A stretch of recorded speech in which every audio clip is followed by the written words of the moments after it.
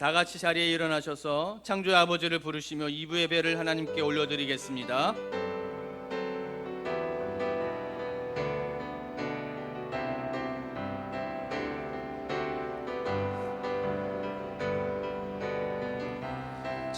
창조의 아버지 그 섭리 보이사 택하신 세대 일으키어 이 땅을 고치소서. 주의 크신 능력 만물이 사모하니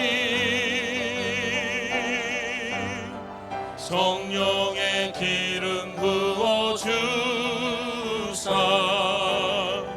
이 시간 임하소서. 주 영광 여기 임하사 열방향의 그 빛 비추소서. 주의 얼굴 구할 때 주의 은혜 머무소서. 열방의 통치자 세상이 보리라. 신실한 주의 약속으로 교회는 승리하리. 우릴 돌아보사 강건케 하소서. 연약함 모두 벗어지고 승리케 하옵소서. 주 영광 여기 임하사 열방향의 그 빛 비추소서. 주의 얼굴 구할 때 주의 은혜 머무소서. 영광 영광 영광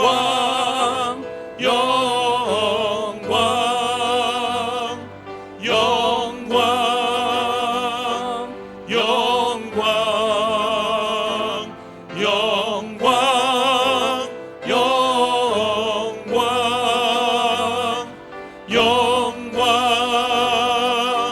영광 영광 영광 영광.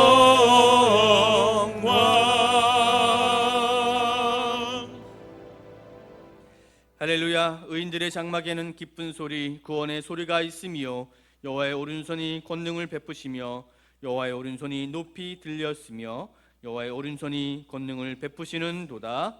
하나님은 영이시니 예배하는 자가 영과 진리로 예배할지니라. 아멘. 사랑하는 성도 여러분, 하나님이 기뻐하시는 예배는 상한 마음과 통회하는 심령이라고 하셨습니다.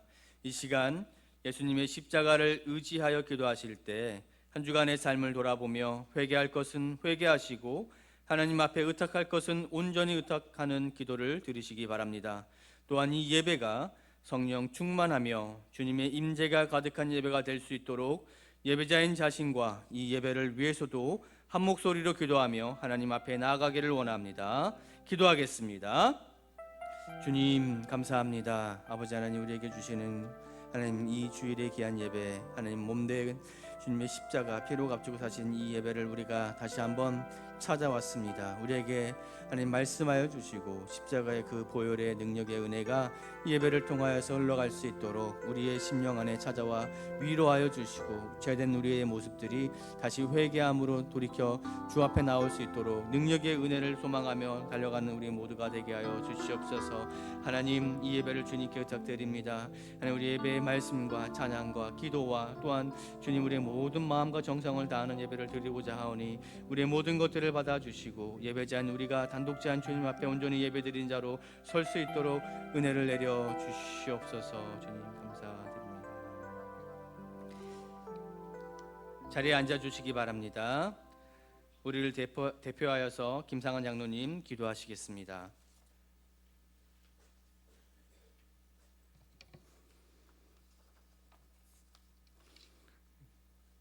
다 함께 기도드리겠습니다. 모든 것을 주관하시는 하나님 아버지, 우리를 구원해 주신 주님의 은혜를 찬양하며 감사와 기쁨으로 예배드립니다. 이 시간 성령께서 우리들과 함께 하셔서 오직 주님만 생각하며 우리 모두가 사랑과 은혜가 넘치는 예배가 되게 인도하여 주시옵소서. 주님께서 허락하신 우리들의 삶에서 하나님께 영광이 되는 삶을 살도록 시시때때 우리를 깨우쳐 주시옵소서.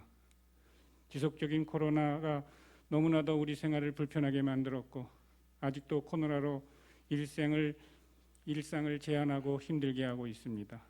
두려운 순간마다 용기를 주시고 담대함을 주시고 낙심이 될 때마다 하나님을 더욱더 확신하는 믿음을 주시옵소서. 언제 어디서나 하나님의 은혜가 우리와 동행하고 하나님의 선하심과 인자하심이 항상 우리와 동행하게 하여 주시옵소서. 우리가 하는 일마다 하나님께서 도우심을 주심을 믿습니다. 변함없는 믿음으로 일상에서 성실히 살면서 불쌍한 사람들을 돌보며 감사와 찬송으로 늘 기쁨이 넘치는 일상이 되도록 함께하여 주시옵소서. 특히 우리들의 이기적인 생각을 버리게 하시고 언제 어디서나 귀찮고 하찮은 일이라도 다른 사람을 위해 희생하고 봉사로 실천하는 주님의 자녀가 되도록 다스려 주시옵소서. 주님의 능력과 사랑 안에서 주님과 우리들이 사랑을 끊을 수 없는 확고한 믿음을 강하게 하여 주시옵소서. 영적으로나 육체적으로 어려움이나 고통이 있는 성도님들을 빠짐없이 주님께서 치유하여 주시고 이 시간 성도님들이 간곡히 소망하는 기도들을 빠짐없이 응답하여 주시옵소서. 우리 석주와 담임 목사님께 참된 안식을 허락하여 주시고 예수와 같은 사명을 더 잘 감당할 수 있도록 충전되게 하여 주시옵소서. 아울러 김강원 목사님을 비롯하여 모든 교육자들께 지혜와 명철함을 내려주셔서 주님의 뜻에 합당하도록 사랑교회를 잘 이끌어 주시기를 간곡히 기도드립니다. 특별히 각자의 위치에서 주님의 뜻을 받들어 우리 사랑교회를 위해 항상 묵묵히 봉사하고 계시는 교회 중직자와 성도님들께 더 큰 축복을 내려주시고 더욱 강건하게 하여 주시옵소서. 주님의 말씀과 기도로 이번 주에도 하루 매일 시작하게 하시고 성경 말씀을 통하여 주님의 뜻을 깨우치고 현실적인 우리 삶 속에서 제대로 실천하는 그리스도인이 되도록 하여 주시옵소서. 특히 지금까지도 우리 국민들을 우롱하고 있는 사악하고 불쌍한 정치인들을 착한 길로 인도해 주시고 새로 출범할 윤석열 대통령 당선자의 정부 지도자들에게 하나님을 더욱 경외하고 국민들을 높이 사랑하며 정상적인 나라로 올바르게 이끌 수 있는 진정하고 변함없는 마음과 강한 능력을 베풀어 주시옵소서. 오늘 주님의 말씀을 전하시는 박현신 목사님께 말씀의 지혜와 성령을 더하여 주셔서 우리들의 일상에 은혜와 기쁨으로 스며드는 말씀이 되게 하여 주시옵소서. 이 시간 하나님의 은혜를 찬양하며 감사와 기쁨으로 드리는 이 예배를 통하여 사랑교회 성도님 모두가 주님의 뜻에 따라 아름답게 쓰임받는 복 있는 주님의 착한 자녀가 될 수 있도록 항상 은혜를 내려 주시옵소서. 전능하신 우리 주 예수 그리스도 이름으로 기도드립니다. 아멘.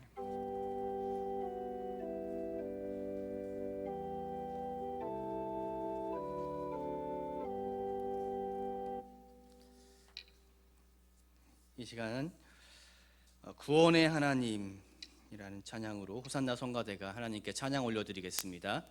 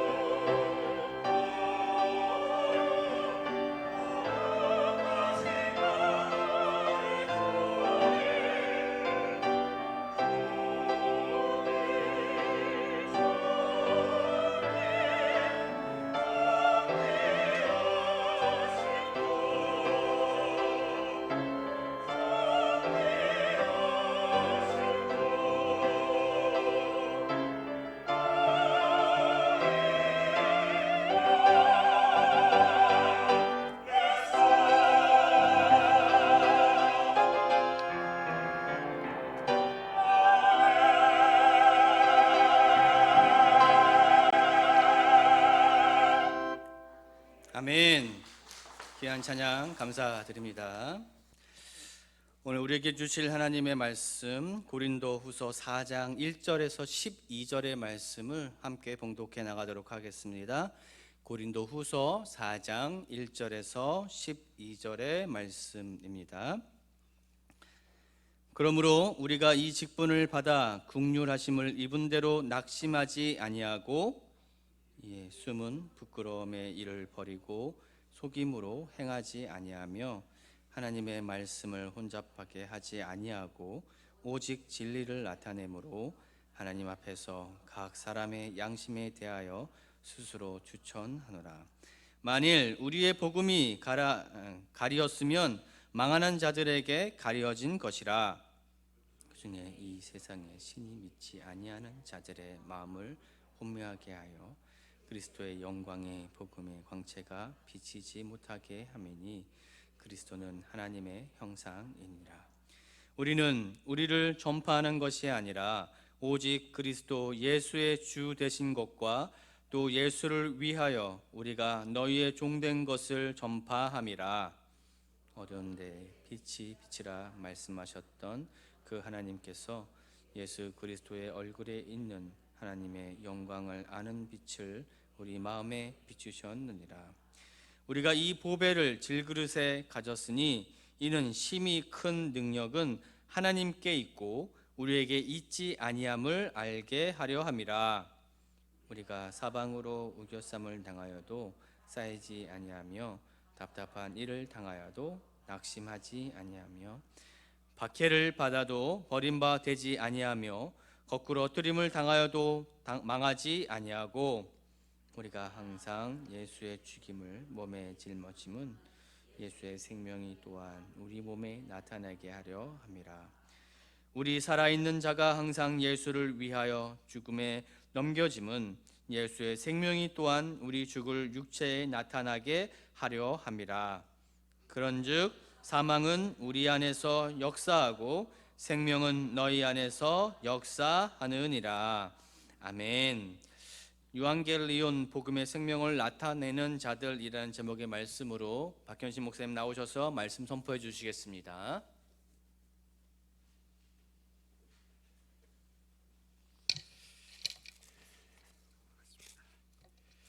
미국 알칸소라는 지역에 가면 사람들이 산책을 하는 모습을 볼 수 있습니다.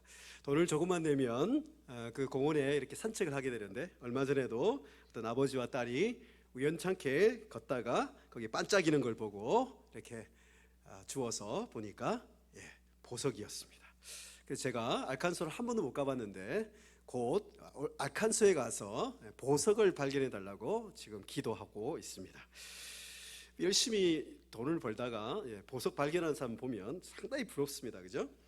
제가 중국의 그 지하교회에서 이렇게 사역을 하다가 선교사님과 함께 홍콩으로 건너가서 제가 또 비밀스러운 사역을 하고 홍콩에 이렇게 보석들을 본 적이 있습니다. 세상에 그런 그 아름다운 보석들이 정말 많더라고요. 여러분들 최근에 계속 경신을 하고 있는데 오펜하이머 블루라는 그 보석이 이제 600억에 이제 낙찰이 됐는데, 그걸 또 경신한 것이 핑크스타라고, 이게 이제 887억. 이 사랑교회 성도님들이 스케일이 커요. 이런 거 887억 해도 하나도 놀라지 않는, 얼마나 귀한 보석들 가지고 계신 거예요, 집에? 와, 난 놀랄 줄 알았는데. 최근에 이제 이걸 경신한 게 스타 오브 애덤이라고, 아담의 별이라는 이 보석은 거의 1000억 이상 가는 보석이 있다고 합니다. 저는 이거 하나만 있어도 참 좋을 것 같습니다. 물론 가져도 저희 아내가 뺏어 가겠지만 하나만 있으면 좋겠어요. 여러분, 이렇게 사람들은 평소에는 볼 수 없는 거지만 이런 그 값진 보석을 보면 가치를 생각하게 되는 것 같아요. value. 우리가 가지고 있는 우리 인생의 value는 얼마일까? 제가 이제 양복을 사면 이제 미국은 그 value, MSRP라고 이 가격이 나오지 않습니까? 그러면 이게 50만 원이면 50만 원의 가치가 있는 것이죠. 우리 인생은 얼마나 가치가 있을까요? 물론 이제 돈으로 매길 수가 없겠죠, 그죠? 우리 인생은 가치가 priceless라, 영어로 이제 가치를 매길 수가 없는 존재들입니다. 오늘 고린도후서 말씀을 읽었습니다. 지난주에, 그리고 그 앞에 주에는 고린도전서 1장 우리 부르심에 대해서 말씀을 나누었고, 고린도 또 15장에 또 부활의 복음에 대해서 지난주 나누었고요. 중간에 쭉 여러분 읽어보시면 그 보석들을 곳곳에 발견할 수 있습니다. 오늘 저는 여러분에게 우리 인생의 가장 귀한 보석을 제가 그 원어의 그 이름을 따서 유앙겔리온이라는 말로 붙여보았습니다. 우리가 가지고 있지만, 이미 가지고 있지만 이것이 얼마나 귀한 줄 모르고 살아가고 있는 가장 귀한 보석. 그래서 복음하면 여러분 별로 이렇게 가치 있게 안 여길 수 있기 때문에 복음이라는 말이 유앙겔리온, 한번 따라하겠습니다. 유앙겔리온.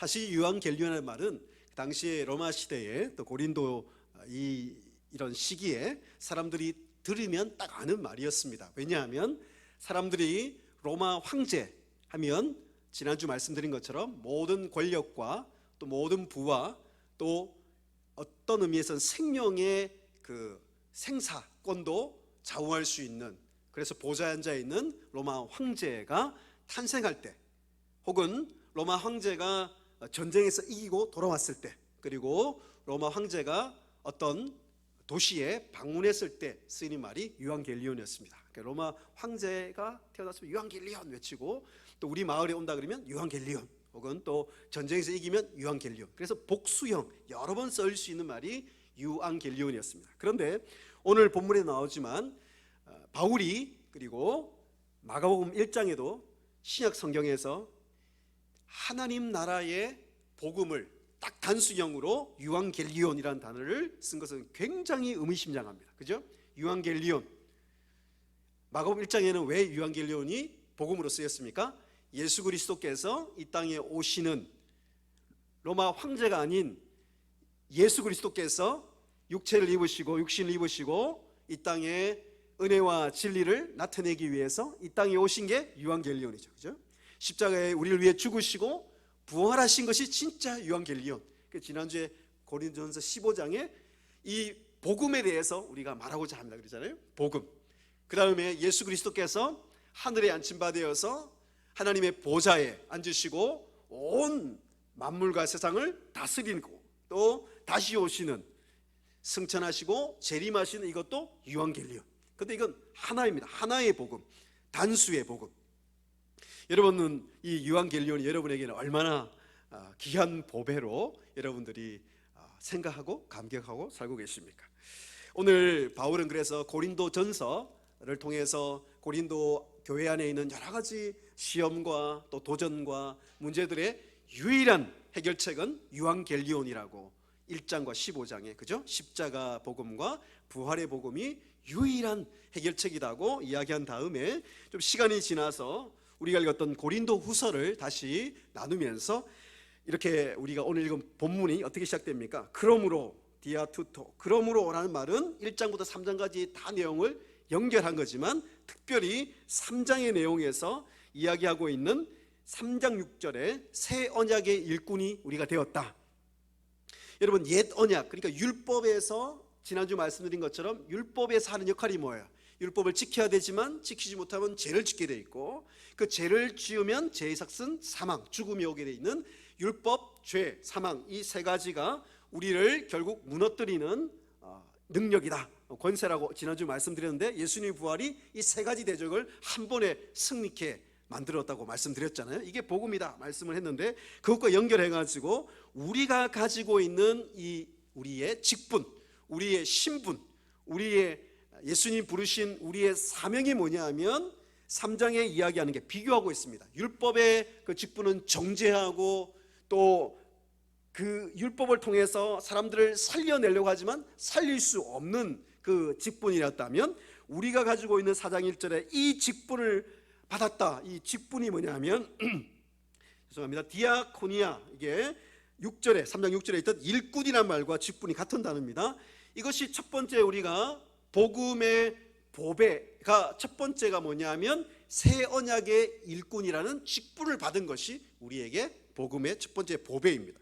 그런데 주목해야 될 단어가 있습니다. 이 새 언약의 일꾼으로 여러분 모두가 부르심 받았는데, 이 새 언약의 일꾼됨의 가장 중요한 특징이 뭐냐면 3장 6절에 아까 말씀드린 대로 살려내는 거예요. 그래서 성령님이 이제 예수님 부활하신 다음에 우리에게 이 부활 생명이 들어오는데, 생명은 성령을 통해 들어오는 거거든요. 여러분 마음속에 다 성령님 계시죠, 그죠? 성령님이 우리 가운데 들어오면 그 성령은 살려내는 영이라고 얘기했어요. Life Giving Spirit. 부활장 고린도 15장이 끝나면서 이 부활의 생명을 주시는 성령을 뭐라 했냐면 살려주시는 영. 한번 따라하겠습니다. 살려주시는 영. 우리에게 생명을 주실 뿐 아니라 우리가 살아가면서 부활 생명이 있는 새 언약의 일꾼들의 삶은 사람들을 살려내요. 그래서 살리는 것이다, 살리는 것이다 이야기하고 있습니다. 새 언약의 일꾼은 결국 삶 자체가 사람을 살려내는 거예요. 여러분, 저는 사실 의사가 되고 싶었습니다. 근데 수학을 못해요, 제가. 그래서 의사 되는 걸 빨리 포기하고 제가 이렇게 제 길을 걸어오다가 목회자가 되고 지금 교수가 되었지만, 저희 딸은 지금 이제 의사가 되고 싶어요. 제가 이 아이가 의사가 되고 싶은 꿈을 언제 가졌냐면, 한 그 드라마를 보다가 그 드라마이지만 굉장히 감동적이더라고요. 왜냐하면 그 어떤 그 사람들을 살려내는 그 장면들이 나옵니다. 그러면서 사람이 이제 죽어가고 있는데 두 의사가 싸웁니다. 그죠? 한쪽 의사는 굉장히 많은 걸 가지고 있고 세상적인 명예와 최고의 그 스펙을 가지고 있는 의사인데, 한 의사는 되게 무명이고 가진 게 별로 없어요. 그런데 그 한 명이 죽어가고 있는 영혼들을 보면서 아무것도 없는 의사가 이야기해요. 살려낼 수 있겠습니까? 이렇게 얘기해요. 살려낼 수 있으면 수술하라, 이거 당신이. 그런데 이 사람이 수술 못합니다. 자신이 없거든요. 그런데 이 의사가 그걸 살려내는 걸 보고, 그러면서 살려낸 다음에 뭐라고 했냐면, 그 부모님, 그 환자 가족들을 얘기하면서 제가 이렇게 살려낼 수 있어서 너무 감사하다고, 그죠? 그 장면들을 보면서 저도 이제 2년 전에 제가 수술을 해봤는데, 의사에게 내 모든 그것을 맡긴다는 그 자체가 다 사인도 하고 그러잖아요. 근데 그런 거 보면 살려낸다는 것이 가장 인생에 가치 있는 거 아니에요? 가장 가치 있는 것. 아까 제가 읽을 때도 말씀드렸는데, 저는 지금 아직 젊지만 제가 제 책상 앞에 붙여놓은 말이 있습니다. 뭐냐 하면, 내 인생은 무엇으로 남을 것인가. 그런 다음에 밑에 질문이 있습니다. 예상 질문이긴 한데, 내가 주님 앞에 섰을 때 지난주에 말씀드린 것처럼 우리가 부활 생명으로 살아가다가 언젠가는 주님 앞에 우리가 그리스도의 형상으로 변화되어서 그 앞에 심판대 앞에 서게 될 것인데, 주님이 내게 물으실 질문이 저는 딱 있습니다. 그 질문 앞에 서게 됩니다. 그 질문, 주님이 내게 마지막 내 인생이 끝났을 때 무엇을 물어보실까? 혹시 여러분 맞춰보시겠습니까? 저는 이 질문 딱 한 가지. 내가 너에게 생명을 주었고 사명도 주었고 직분도 주었고 교회도 주고 가족도 주고 다 주었는데, 너는 너의 인생을 통해서 몇 명의 인생을 살려냈냐? 몇 명의 인생에게 이 생명을 나누어 주었느냐? 이 질문 꼭 물으실 거라고 저는 확신하고 있습니다. 여러분, 오늘 말씀해 보면 이미 그 직분을 우리가 받았다고 말씀하고 있습니다. 그러면서 3장부터 4장 1절까지 우리가 받은 이 새 언약의 일꾼, 여러분이 일꾼으로 부르심 받은 자체가 얼마나 영광스러운지, 아까 우리 찬양도 불렀죠. 영광. 이 헬라어는 독사라 그러거든요. 독사라는 말이 3장에 무려 4번이 나옵니다. 모세가 가지고 있는 직분보다 우리가 가진 직분이 훨씬 더 영광스럽고 영광스럽고 영광스럽고 또 영광스러운 거죠. 왜요? 사람을 살려낼 수 있는 직분을 받았기 때문입니다. 그래서 우리가 가지고 있는 복음은, 오늘 말씀해 보면 그 직분을 받은 사람들은 낙심하지 않아요. 낙심하지 않는다는 말이 4장 1절에도 나오고 4장 8절에 답답한 일을 당하여도 낙심하지 않는다. 이 직분을 받은 사람들은 사람을 살려내는 직분을 받았기 때문에 우리가 낙심한 일이 여러 가지 생겨도 그렇게 낙심하지 않습니다. 왜냐하면 이런 일에 별로 낙심하고 싶은 마음도 없고 낙심하고 싶은 그런 시간도 없어요. 언제 낙심하고 우울에 빠질 그런 시간이 어디 있습니까? 저도 지난주에 좀 낙심할 말이 있었는데, 일이 있었는데 잠깐 낙심했지만 그럴 여가가 없어요. 사람을 살려내는 일에 내 인생을 다 집중해도 내 인생은 너무 짧고, 또 내 인생이 거기 집중해도 살릴 수 있는 일이 별로 없거든요. 여러분, 오늘 말씀해 보면 낙심하지 않고 새 언약 일꾼이 하는 일이 2절에 나와 있습니다. 그러나 라고 시작하는데, 부끄러움의 일을 버리고 속임으로 행하지 않고 말씀을 혼잡하게 하지 않고, 이거 부정적인 게 세 가지를 하지 않는데, 이거 한마디로 얘기하면 거짓 사역자, 다시 말하면 하나님의 일꾼이 아닌 세상의 일꾼들의 특징이 뭐냐 하면 혼잡하게 만드는 거예요. 4절에 사단은 혼미하게 하고 하나님의 일꾼이 아닌 세상의 일꾼들은 열심히 하긴 하지만 혼잡하게 해요. 혼잡하다는 말이 뭐냐면 당시에 이 단어는 카펠리오란 말은 뭐냐면 아주 비싼 포도주나 비싼 기름을 팔 때 고린도 시장에서 그 자체를 팔면 너무 비싸기 때문에 물을 섞거나 다른 이물질을 섞어서 파는 것을 이야기합니다. 하나님의 일꾼이 아닌 세상의 일꾼들은 뭐냐 하면 자꾸 섞어요. 그러니까 복음에 대한 확신이 없기 때문에 사람들에게 전도할 때도 다른 이야기들을 막 하지만 정작 중요한 예수 그리스도와 복음에 대해서는 자신이 없는 거죠. 여러분 자신 있으시죠? 부활의 복음에 대해서 이 팬데믹 가운데 여러분 이 시기, 제가 계속 말씀드리지만 이 순간이 너무너무 중요합니다. 그죠? 우리가 3년 가까이 긴 터널을 빠져나와서 이 시점, 여러분 지금 어제도 보니까 금요일부터 불금이 다시 시작돼가지고 전국의 유흥업사들이, 영업소들이 막 부흥이란 게 여기 있으면 안 되는 단어긴 하지만 제가 볼 땐 제일 먼저 부흥하는 게 죄가 많은 곳에 진짜 제일 먼저 이렇게 일어나는 거예요. 유럽도 마찬가지고요, 미국도 마찬가지입니다. 사람들이 이 정말 가짜 자유죠. 3장 18절에 주의 영이 계신 곳에는 자유함이 있다 그러는데 사람들은 이제 팬데믹이 끝났다고 생각하니까 그게 자유가 아닌데, 그게 행복이 아닌데 또 옛날에 자기의 육체의 본성으로 다시 찾아가는 그걸 보면서 제가 금요일부터 이 말씀을 준비하면서 기도하면서 우리에게 진짜 자유를 주시고 생명을 주시는 게 뭔가? 복음이죠. 복음.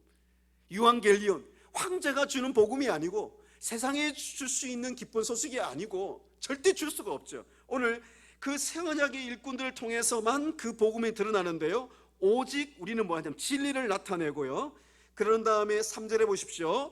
우리 복음이 가리었으면, 복음이란 말 주목해 보십시오. 유앙겔리온, 이 복음이 가리웠으면 망하는 자들에게 가리운, 다시 말하면 이 복음이 드러내기만, 우리 역할은 드러내기만 하면 돼요. 우리 삶을 통해서. 또 때로는 팬데믹 가운데 많은 어려운 분들이 있거든요. 그분들에게 여러분 5분만 달라고 해보십시오. 5분. 제가 실제로 전도해 보니까 5분이면 충분합니다. 다른 거 섞지 않고 제가 전도해 보니까 생각보다 저 전도 잘하거든요. 또 전도하면 굉장히 큰 기쁨이 있습니다. 오늘날 한국교회가 전도가 안 된다고요? 사람들이 이 복음에 대해서 듣기 싫어한다고요? 저는 절대 그렇게 생각하지 않습니다. 사람들에게 가장 필요한 것이 예수 그리스도 복음 아닙니까, 여러분?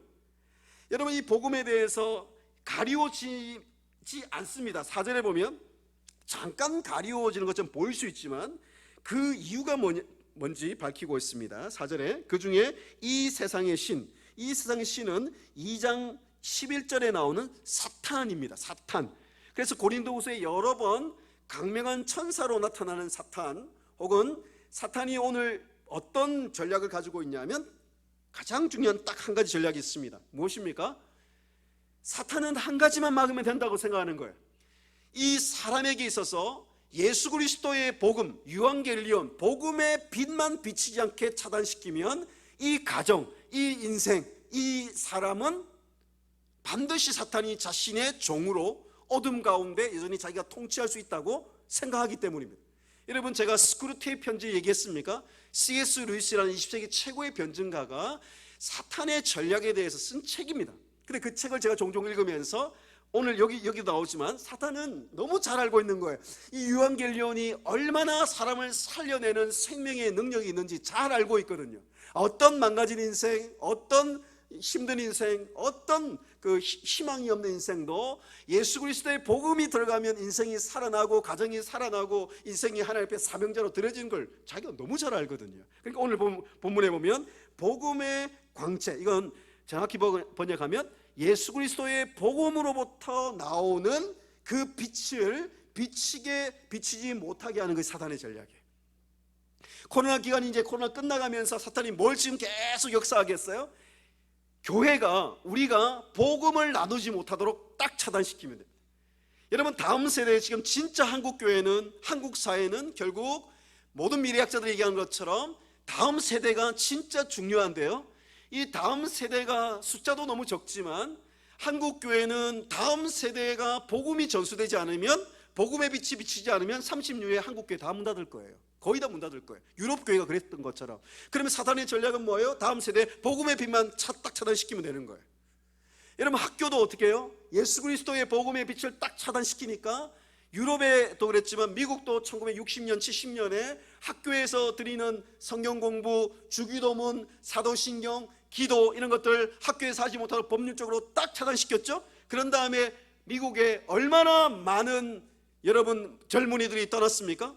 지금도 어제도 보니까 그 미국의 총기 사건, 그러니까 미국은 20세 이하의 아이들의 사망률의 1위가 총격에 의한 거예요. 너무 충격적이잖아요, 여러분. 이 미국의 청교도의 나라가 20세 이하 아이들의 사망 원인 1위가 뭐냐면 총에 맞아 죽는 사회예요. 두 번째가 마약. 여러분, 이거 시작은 언제냐면은 1960년 70년 때 사탄이 복음의 빛을 비치지 못하게 학교에서 막아버리고 교회가 복음을 전하는 데 있어서 교회가 약해지고 교회 안에 자유주의 신학이 들어오고 이 성경을 믿지 않는 학교들이 더 커져가고, 그러면서 이 복음의 빛이 막힌 것 아닙니까? 저는 이렇게 제가 소리를 친 이유가 있습니다. 왜냐하면 저를 살린 것도 복음이고, 오늘 말씀해 보면 바울이 이렇게 얘기한 건 사실 실존적인 이야기이기도 합니다. 왜냐하면 자신이 얼마나 열심히 살았습니까? 그죠? 사도행전 9장, 22장, 26장 그 세 장에 걸쳐서 자기가 특별히 26장에 펠릭스, 베스도, 아그리빠 당대의 세 명의 최고의 권력자 앞에서 죄수로서 끌려다니면서 이제 신문을 받는 거예요. 신문을 받는다는 것은 잘못 신문하면 죽을 수도 있는 상황입니다. 왜냐하면 고발을 받아가지고 이 유대인들이 고발을 하고 자기는 죄수의 몸으로 이제 법정에서 신문을 받는데, 제가 너무 놀랐습니다. 제가 이 말씀을 준비하면서 다시 읽어보니까 바울이 무슨 얘기하는지 아십니까? 자신이 무죄하다 이런 별로 변명을 하지 않아요. 자신이 왜 여기에 있고, 자신이 왜 예수 그리스도의 복음을 통해서 이스라엘 백성들에게 나는 그저 소망을 전하고자 했을 뿐이다. 우리 조상 때부터 기대온 딱 한 가지의 소망은 예수 그리스도의 소망, 우리가 눈 뜰 수 있고 귀로 들을 수 있고 눈으로 볼 수 있는 소망은 예수 그리스도의 복음밖에 없고, 그래서 나는 이 복음을 전했을 뿐이기 때문에 나는 아무 죄가 없다, 이 얘기를 하는 거예요. 여러분, 오늘 본문에도 바울이 영광의 복음의 광채가 비치지 못하게 하는 사탄의 전략이 비록 어느 시대나 역사하고 있지만, 그 예수 그리스도의 복음의 그 능력은 자신을 뚫고 들어와서, 그 빛이 자신에게 뚫고 들어와서 교회를 핍박하고 믿는 사람들을 박해했던 자신이 그 복음의 빛이 비춰올 때 완전히 새로운 사람으로 변화됐지 않습니까? 예수 그리스도의 그 부활하신 예수님이 자신을 찾아오셔서 나는 네가 핍박하는 예수라는 그 한마디 복음의 빛의 말씀이 비춰오니까 인생이 완전히 변하지 않습니까? 이런 말씀 한마디의 복음의 빛만 비춰도 인생이 변하죠, 그죠? 무디가 변했고 사울이 변했고 저도 변했습니다. 고등학교 다닐 때 제가 철학책을 읽으면서 아주 허무주의에 빠져 있을 때, 그것도 학교도 고등학교가 불교 학교였을 때, 제가 예수 그리스도의 복음을 학교에서 로마서 성경을 읽다가 예수 그리스도의 복음의 빛이 제 안에 비춰오는 것을 저는 경험했습니다. 복음은 우리를 완전히 바꾸는 생명의 능력이 있는 거죠. 새 언약의 일꾼은 그래서 복음의 빛을 드러내는 것을 통해서 생명을 나타내는 것이 새 언약의 일꾼의 가장 중요한 첫 번째 사명이라고 말씀하고 있습니다. 두 번째는 5절에서 6절부터 보시면 우리가 예수 그리스도를 전파한다 그랬죠. 우리를 전파하는 것이 아니고, 우리의 메시지는 우리가 아니에요, 교회가 아니에요. 예수님을 전파하는데 6절에 보세요. 어두운 데에 빛이 비치라 말씀하셨던 그 하나님께서 어떤 빛요? 한번 따라하겠습니다. 예수 그리스도의 얼굴에 있는 하나님의 영광을 아는 빛, 이게 복음의 빛이죠, 그죠? 예수 그리스도를 통해서만 올 수 있는 그 유앙겔리온, 복음의 빛을, 우리 마음의 빛, 이 우리란 말 안에 바울이 자신부터 포함을 시키고 자신 얘기를 하고 있는 거죠. 그 다메섹 도상에서 예수 그리스도를 통해서 오는 하나님의 빛, 그걸 통해서 자신이 완전히 새로워졌다고 말씀하면서, 이 본문은 동시에 하나님께서 천지를 창조하시고 가장 중요한 명령이 무엇입니까? 다 중요하지만 Let there be light, 빛이 있으라 하심에 빛이 있었고. 여러분 생각해 보십시오. 눈먼 자들의 도시라는 아주 그 문제작인 그 소설이 있습니다. 그 소설은 사실 인간의 실존을 비춘 것인데, 한 번은 이제 지역에 이 눈병, 치명적인 눈병이 오는 바이러스가 퍼지기 시작하는데, 그래서 사람들을 그 어떤 그 감옥에 가두는데요. 감옥에 가두니까 사람들이 안 보이니까 그 속에서 온갖 제약들이 일어나면서 사람들이 가만히 둬도 거기서 다 죽어 나가거든요.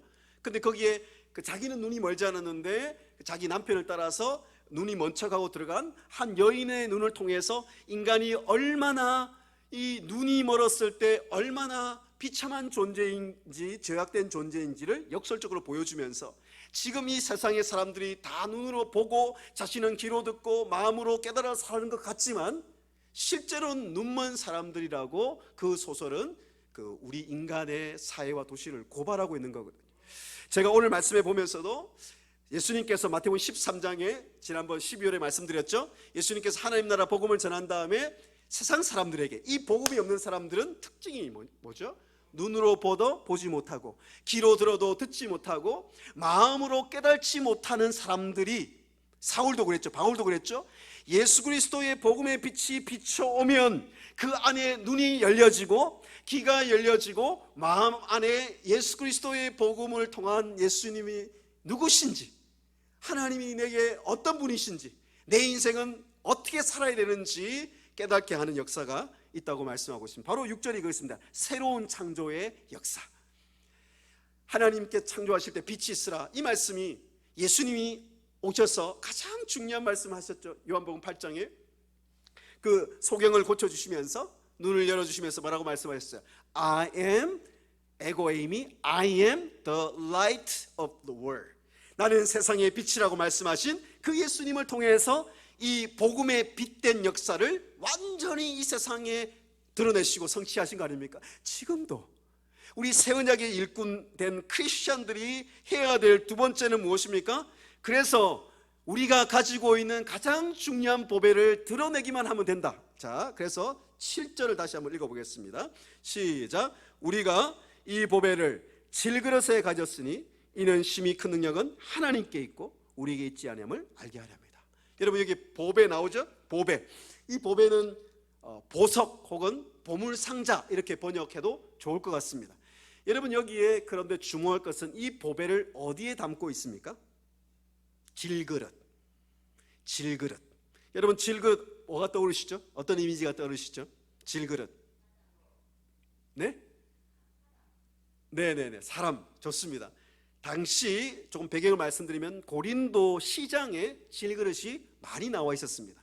그런데 주로 용도가 무엇이었냐면, 지난주 말씀드린 것처럼 고린도 지역의 가장 큰 특징은 당시 로마의 어떤 도시보다 신전, 거짓된 우상들이 많았던 곳이었다고 말씀드렸죠. 그래서 그 신전에 주로 돼지, 제우스 신 같은 돼지를 제물로 드렸거든요. 돼지라든지 짐승이라든지 성경적으로 보면 아주 부정한 것들을 거기에 담아서 제사를 드린 다음에 그 짐승들, 고기들을 고린도 시장에 팔았습니다. 그래서 나중에 그 음식 먹는 것 때문에 고린도에 시험이 있었지 않습니까? 그래서 그 우상의 제물을 주로 담는 그릇이 질그릇이었다고 학자들이 얘기합니다. 그러니까 이 질그릇은 깨어지기 쉽고요, 첫째. 그 다음에 아주, 표현이 그렇습니다, 전문용어로 아주 싼 그릇이었고요. 그 다음에 부정한 것들이, 주로 더러운 것들이 담기기 쉬운 그릇이었습니다.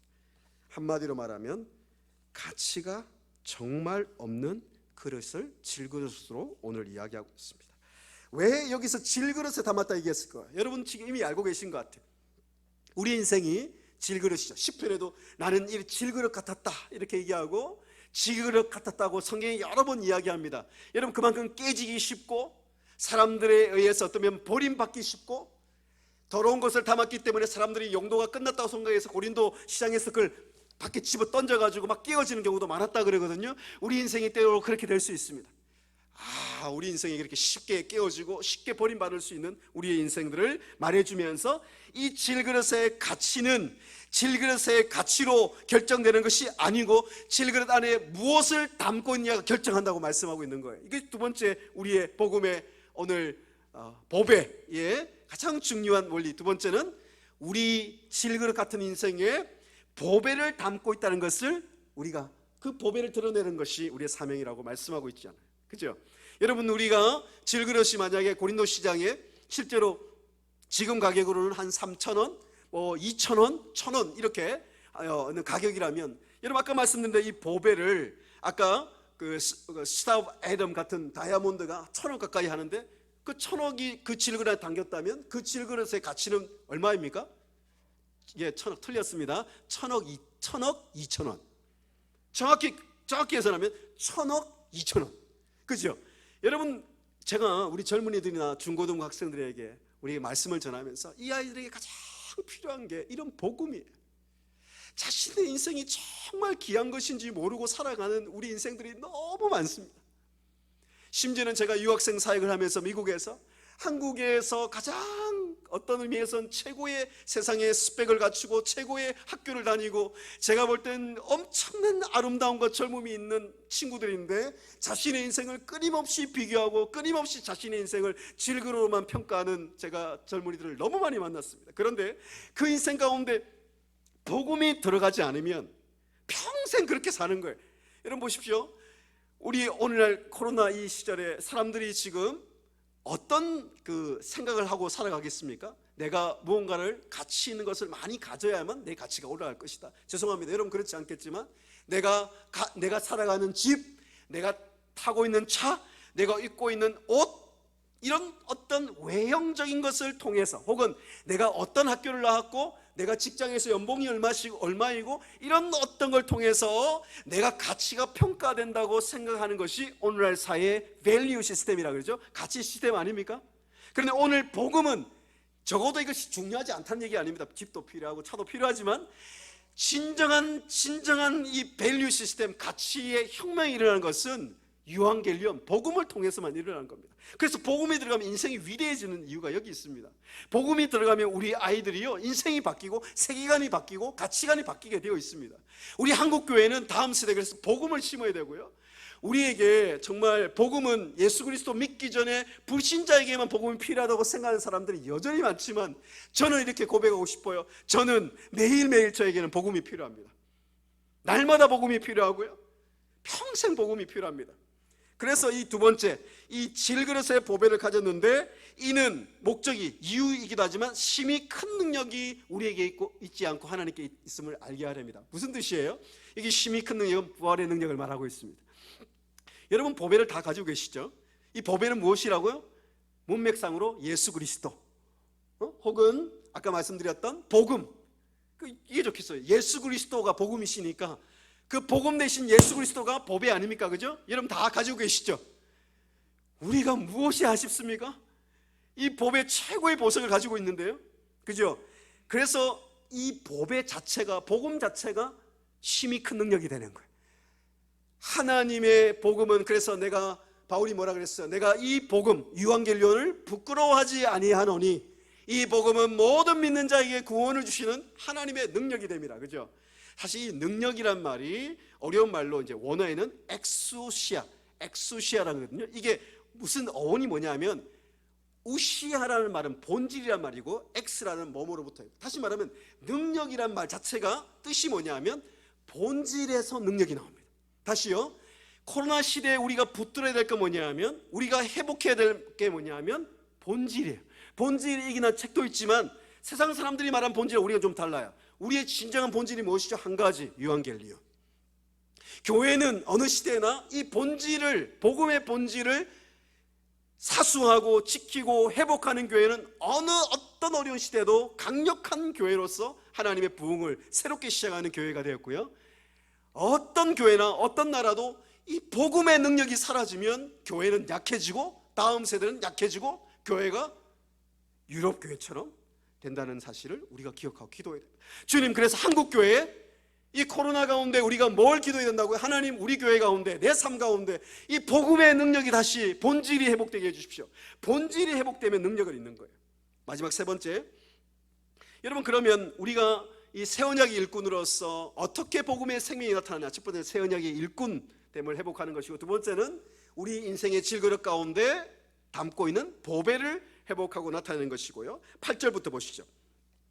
8절 9절에 네 가지 우리가 인생에서 피할 수 없는, 어떤 의미에서 우리가 닥치고 있는 어려움을 얘기합니다. 첫 번째는 사방으로 우겨쌈이에요. 사방으로 우겨쌈. 이건 어떤 뜻이냐면 간단히 말씀드리면, 여러분들이 제가 이제 미국에서 오래된 차를 타다가 마지막에 거의 이제 사망을 하셔가지고 그 차를 이렇게 폐차하면 폐차 이렇게 위에서 쭉 내려와서 큰 이런 쇠가 내려와서 차를 이렇게 막 눌러버리잖아요. 딱 그걸 얘기합니다. 우리 인생이 때로는 이렇게 눌림을 당해요. 프레스 당한다 그러죠. 그걸 사방으로 우겨쌈입니다. 사방으로 우리를 막 이렇게 누르는 거예요. 그죠? 그런데 두 번째는 뭐냐 하면 답답한 일이에요. 이건 뭐냐 하면 전문 용어로 말하면 멘붕, 우리가 엄청 당황하게 만드는 이런 일들. 세 번째 뭡니까? 박해. 이 박해는 우리를 넘어뜨리기 위해서 어떤 세력들이 계속해서 우리를 추격해 오는 걸 말합니다.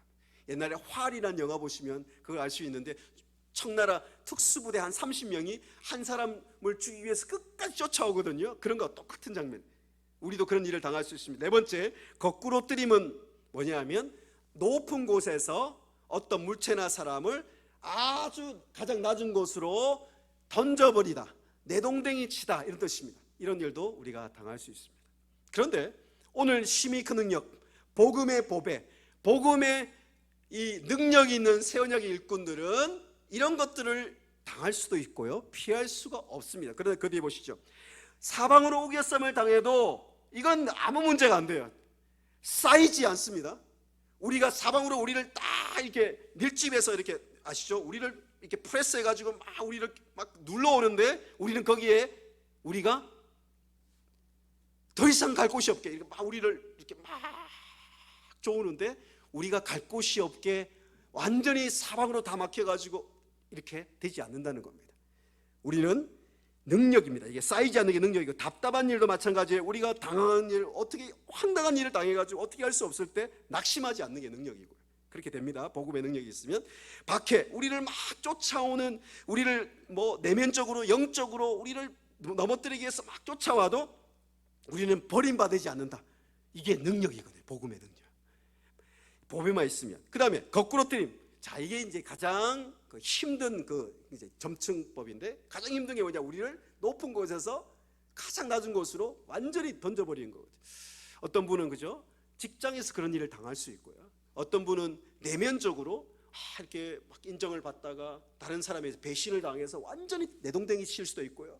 여러분, 그런데 아까 그 장면 기억나십니까? 가장 아름다운 보석, 다이아몬드가 어떻게 탄생하는지 제가 이렇게 좀 알아보니까, 여러분 원래 다이아몬드는 원래부터 다이아몬드가 아니고 이렇게 암석이나 사실은 그냥 평범한 돌이었다가 수천 도의 그 용암이라든지 뜨거운 그런 불 가운데 이렇게 있다가 오랫동안 그 불에 의해서 얼마나 고통스럽겠어요. 그 돌이 점차 변화되어 가지고, 그래서 보석도 이렇게 같이 있는 걸 깎아내지 않습니까? 그래서 그 보석이 되고 다이아몬드가 된대요. 근데 다이아몬드를 그럼 우리가 어떻게 발견한 겁니까? 아까 말씀드린 것처럼 때로는 화산 폭발할 때 얼마나 우겨쌈을 당하고 얼마나 큰 압력과, 그래서 공중에 쫙 올라갔다가 가장 높은 지점에서 수백 킬로, 수십 킬로의 던져짐을 당하지 않습니까?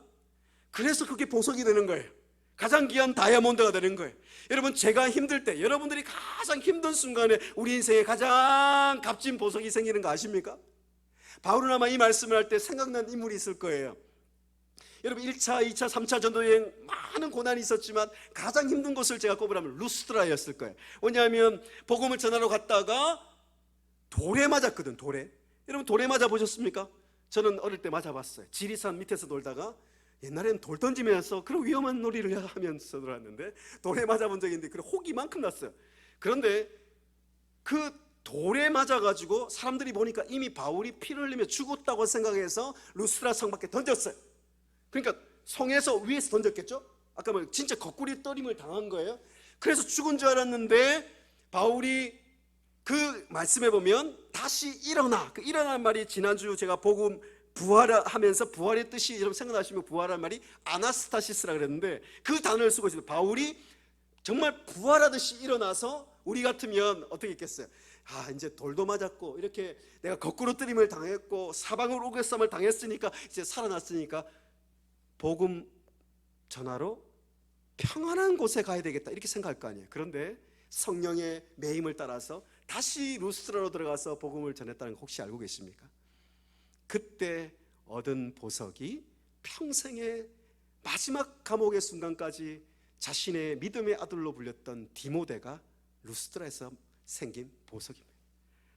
여러분, 오늘 본문에 이런 버림을 당하고 거꾸로 뜨림을 당하고 답답한 일을 당하고 사방을 우겨쌈을 당하는 가운데서 우리가 꼭 알아야 될 하나님 뜻이 있습니다. 새 언약 일꾼, 이 유앙겔리온 복음 있는 사람들은 이런 고난, 어려움이 있기 때문에 10절과 11절 두 번이 반복되어 나옵니다. 하나님의 목적, 첫 번째, 예수의 생명이 우리 몸에 나타나게 하려 합니다. 11절에 우리가 예수를 위하여 죽음, 이 죽음이란 아까 말씀 네 가지 고난을 얘기합니다. 이런 어려움 속에서 하나님 우리를 통해서 뭘 나타내게 한다고요? 파네로테, 뭘 나타내려고 한다고요?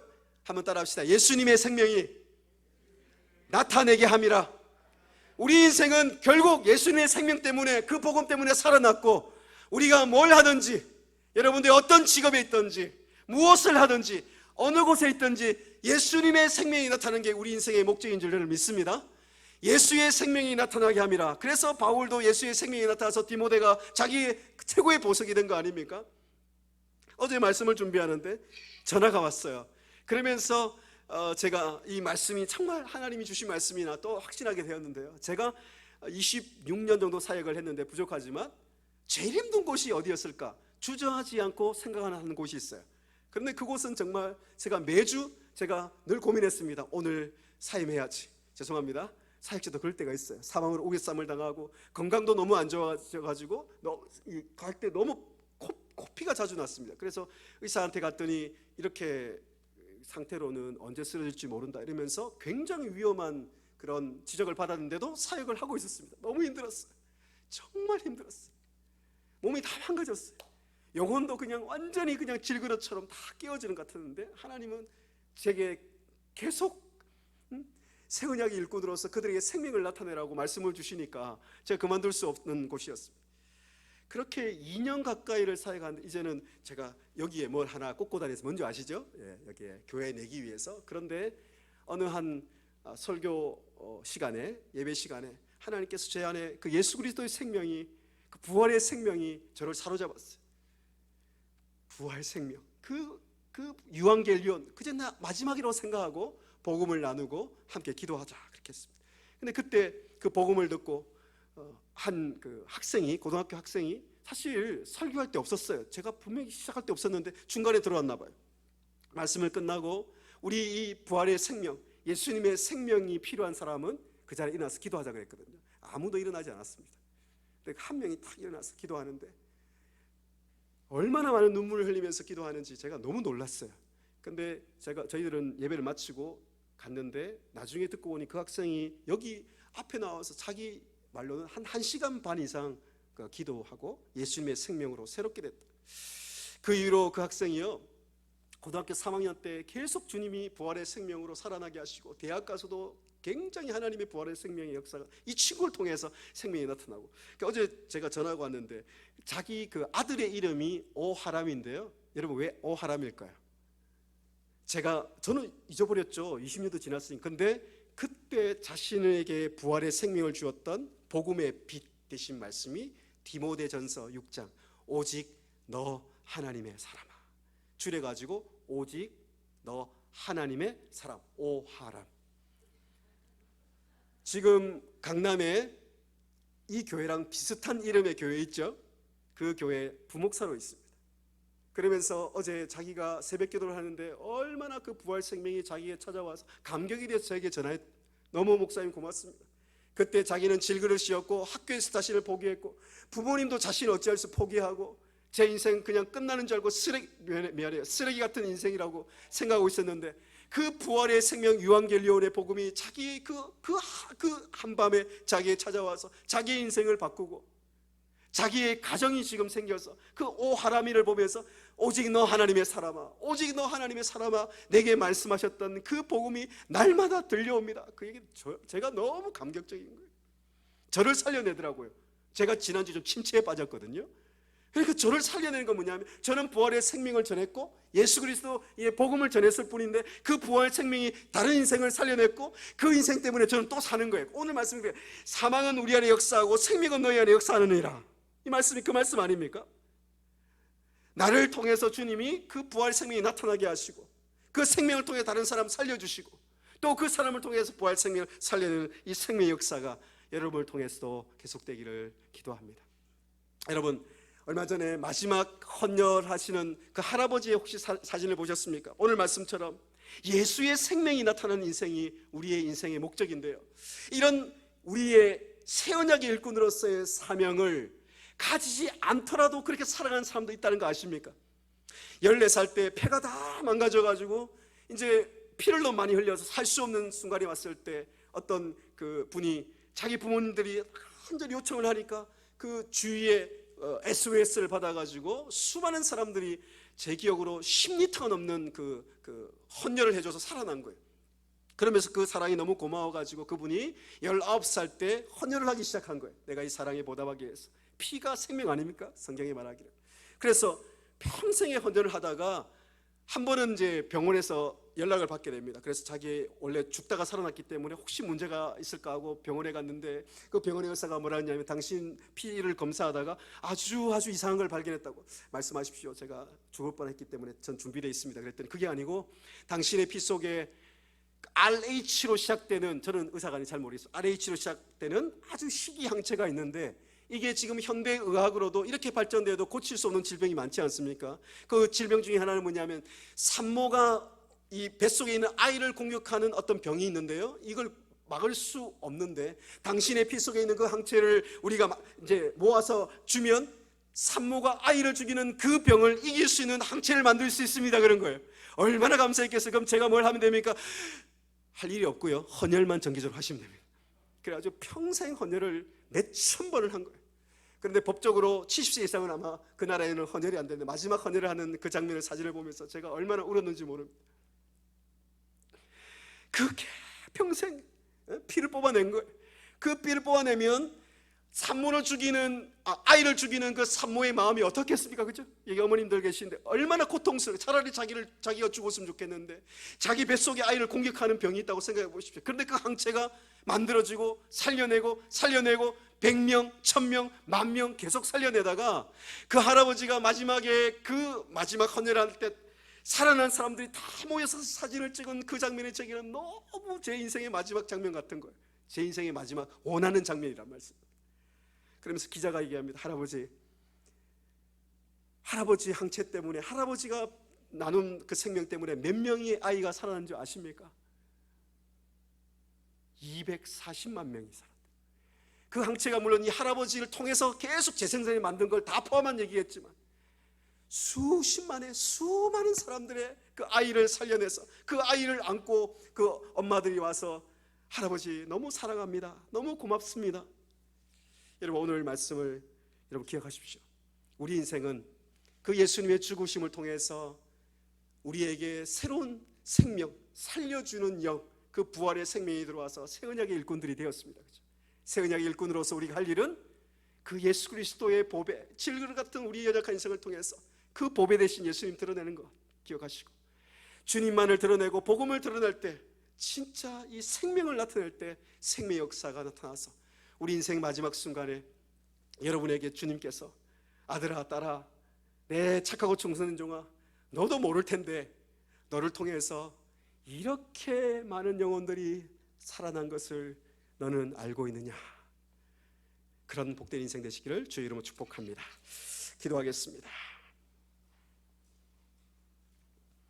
우리에게 생명 주셔서 그 십자가에서 자신의 생명을 주셔서 어둠 속에서 저주 가운데 죽음 가운데 사탄에게 종로로 타며 살아갈 수밖에 없었던 우리 인생에게 주님 생명 주심을 다시 한번 감사드립니다. 이 부활의 생명이 우리 안에 있음을 고백합니다. 이 부활의 생명으로 주님 우리가 새 언약의 일꾼으로 부르심을 받게 하시니 감사합니다. 우리 모두는 사명자입니다. 우리 모두는 복음의 사명자임을 주님 늘 기억하며 살게 하여 주시고, 주님 그 복음을, 그 유앙겔리온, 사람을 살려내는 유일한 하나님의 전략인 그 복음의 빛을 나타내는 우리의 삶이 되게 하여 주옵소서. 코로나 이후에 많은 사람들이 그 자유를 얻고자, 하나님 해방을 얻고자 주님, 사람들이 지금 살아가고 있지만 사탄은 복음의 빛이 비추지 못하게 지금 역사하고 있습니다. 주님, 질것 같은 연약하고 깨어지기 쉬운 우리 인생이지만 때로는 사방으로 우겨쌈을 당하고 버림을 당하고 박해를 당하고 주님, 내동댕이 치는 인생이지만 주님, 우리 가운데 예수님의 생명만이 나타나는 인생 되기를 소원합니다. 사랑교회 성도님 통해서 주님, 하나님의 사람이신 하나님의 사람으로 부르심받은 우리 모든 사랑교회 성도님 통해서 예수님의 생명이 나타나게 하여 주옵소서. 그래서 우리 마지막 인생의 그날 우리를 통해 나타난 예수님의 생명 통해 수많은 인생들이 살아난 것을 보게 하여 주옵소서. 감사드리며 예수님의 이름으로 기도하옵나이다. 아멘.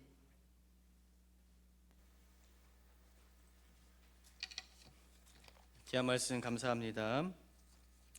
찬송가 216장 1절 하심으로 봉헌 준비하도록 하겠습니다.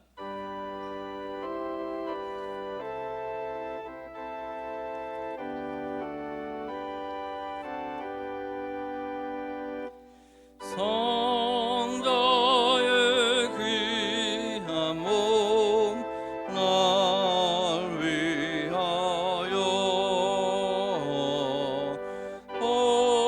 버리신 그 사랑 고마워라.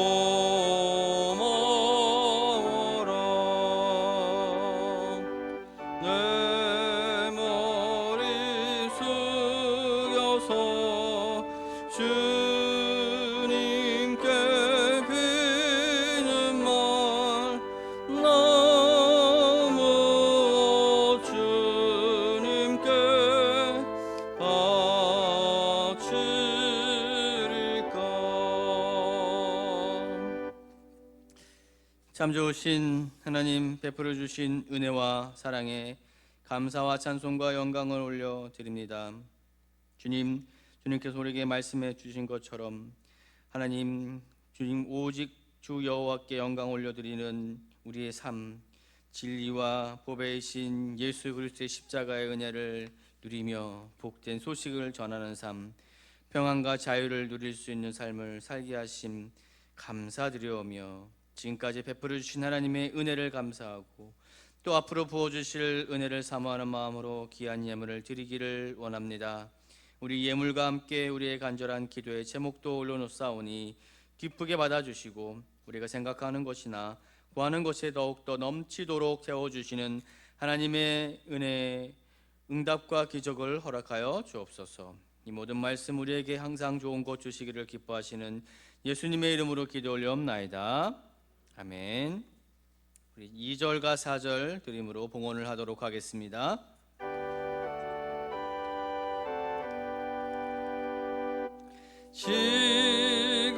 지금도 날 위해 간구하심 이 옅은 믿음이 아옵나니 주님의 참 사랑 고맙고 놀라워 찬송과 기도를 쉬지 않네. 만 가지 은혜를 받았으니 내 평생 슬프나 즐거우나 이 몸을 온전히 주님께 바쳐서 주님만 위하여 늘 살겠네.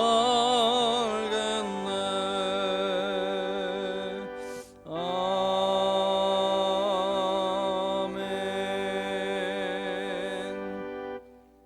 교회 소식 함께 나누겠습니다. 오늘 주일 1부, 2부 예배는 우리 박현신 목사님, 총신대학교 신학대학원 설교학 교수로 재직하고 계시는 목사님이 말씀을 전해주셨습니다. 토요 비전 새벽 기도회가 있습니다. 매주 토요일 오전 7시에 시작되는 토비세를 통해서 한 주간의 삶을 믿음으로 정리하고 주일 예배를 사모함으로 준비하며 다음 세대의 신앙 계승과 교회 비전을 위해서 뜨겁게 기도하는 시간이 되기를 소망합니다. 26일 화요일 저녁 7시 30분 정기 당회가 있습니다. 다 자리에 일어나셔서 찬송과 함께 찬양하시도록 하겠습니다.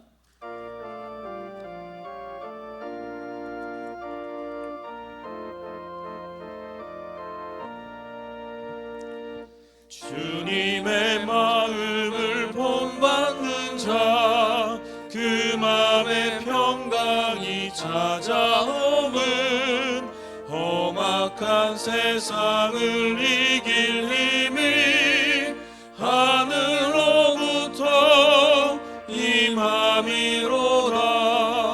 주님의 마음 본받아 살면서 그 거룩하심 나도 이루리. 주 모습 내 눈에 안 보이며 그 음성 내 귀에 안 들려도 내 영혼 날마다 주를 만나 신령한 말씀 늘 배우도다. 주님의 마음 본받아 살면서 그 거룩하심 나도 이루리. 가는 길 거칠고 험하여도 내 맘에 불평이 없어짐은 십자가 고난을 이겨내신 주님의 마음 본받음이라. 주님의 마음 본받아 살면서 그 거룩하심 나도 이루리. 주 예수 세상에 다시 오실 그날의 무성도 평화하여 주님의 빛나는 그 영상을 다 함께 보며 주 찬양하리. 주님의 마음 본받아 살면서 그 거룩하심 나도 이루리. 박현신 목사님 나오셔서 축도해 주심으로 예배를 마치도록 하겠습니다. 주 예수 그리스도의 은혜와 하나님의 사랑과 성령의 교통하심이 예수 그리스도의 부활의 생명을 받아 그 예수님의 생명과 그 복음을 나타내기를 원하는, 그래서 영혼들을 살려내서 하나님께 드리기를 원하는 사랑교회 모든 성도들 위해 지금부터 영원토록 함께 있을지어다. 아멘.